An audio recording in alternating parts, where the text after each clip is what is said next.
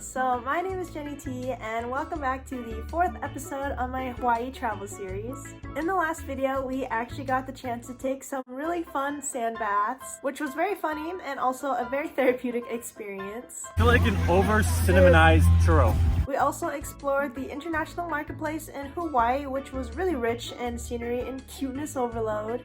And we visited the U.S. Army Museum. With that being said, if you're interested in hearing about any of the places that I just mentioned, then feel free to watch the previous video as well as the other 3 videos in this Hawaii travel series, which I will have linked down in the description below. But basically this series is where I get to share not only my family experiences, but also get to share the wonderful memories and events that happened while we were in Hawaii. I'm super excited for today's video because I get to show you some of the best places to visit in Honolulu, including our adventure to Waimea Valley, which is a very short trail located on the north shore of Oahu. Athleticism win. I absolutely love this hike. It was absolutely so memorable to be able to explore Hawaii, but also be able to see the wildlife. And like I was saying before, we were absolutely amazed by the greenery that surrounded us, and most of us were just taking it in, capturing the view, and also enjoying the beautiful outdoor atmosphere that Hawaii had to offer. Similar to our adventures when we traveled to the U.S. Army Museum in my previous video, another epic aspect of Waimea Valley is also the history, religion, nature, and the rich culture that the island exudes, and you can definitely feel that and see that on the island. And it was honestly a really cool experience to be in the midst of all of that and to be able to experience it as a family. What's up, YouTube?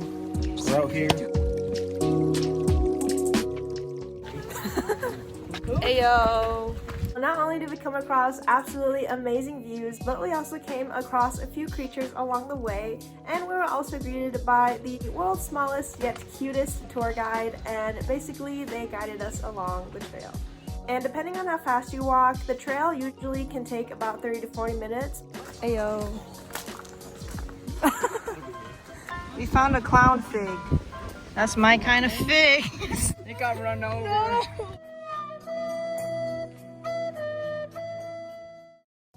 Now, I haven't gotten to the coolest part of the trail yet, so one of the things that was so cool about this trail is what you basically get to experience at the end, and that would have to be the beautiful magical waterfall that you get to see and also swim next to. Not only did we receive a very warm welcome from the team, but it was also a very well structured and organized environment, as we were instructed to wear these mandatory life jackets and also taught how to stay safe while swimming next to the waterfall.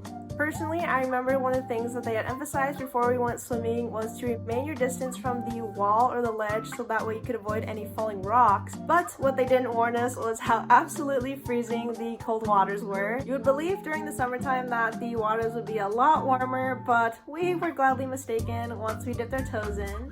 And we knew that once we got deeper into the water, we were slowly submerging ourselves into the coldest parts. In this moment, I was absolutely freezing and my teeth were chattering like crazy, but at this moment, I was just trying to stay afloat and making sure that I kept my head above water since I didn't want to fully submerge myself into the cold.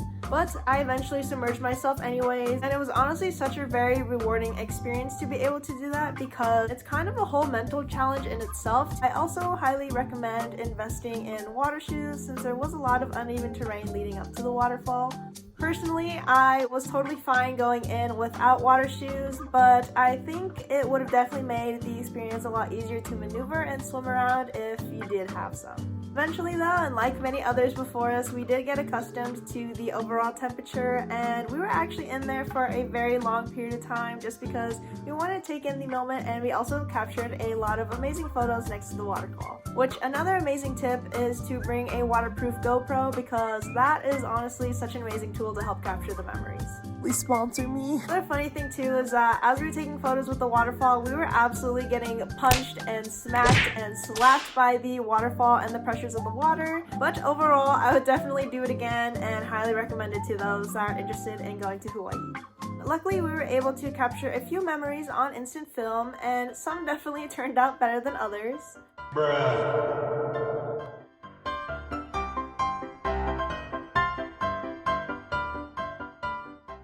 After our swim and hike, my family and I also decided to grab some food from a local food truck called North Shore Shrimp Food Truck, and I would highly recommend their fish tacos because it schmecked. I also think the chickens, birds, and little baby chickies can agree to that as well. Look at how cute he is! Another obvious destination that I would highly recommend in Hawaii is visiting all the different kinds of beaches that Hawaii has to offer, just because I personally believe that each beach offers a very unique experience.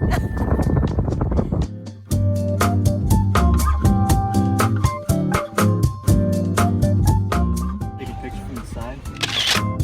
And here we were able to see the ocean and the little crabs and creatures that inhabit the area as well. Mr. Krabs? Oh, we're scaring it, huh? Probably.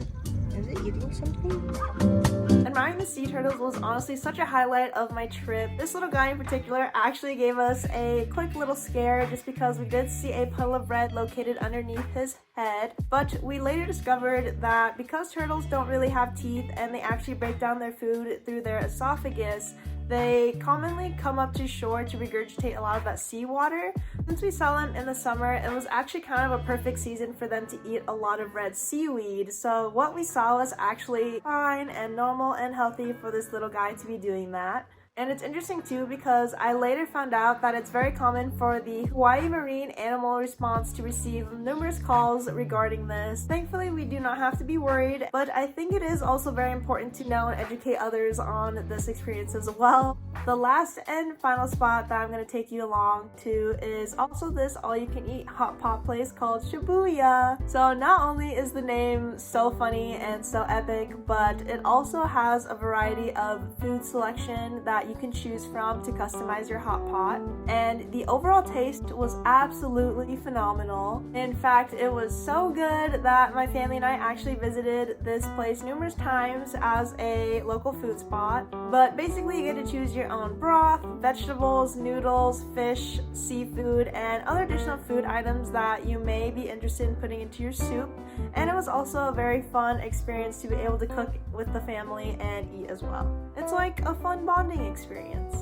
Overall, I would rate this restaurant a solid 9 out of 10 just because it gave a solid combination of foods that I'm familiar with, but it also gave me a lot of food options that were kind of outside my comfort zone and also allowed me to try foods that I haven't experienced before. But on that note, that basically concludes today's video. Thank you so much for watching our Hawaii shenanigans and places that I would highly recommend in Hawaii. If you're interested in seeing more content in regards to my Hawaii travel series, then stay tuned because there's definitely a lot more that I want to show you. I absolutely cannot wait to see you in the next video that literally nobody asked for. Bye!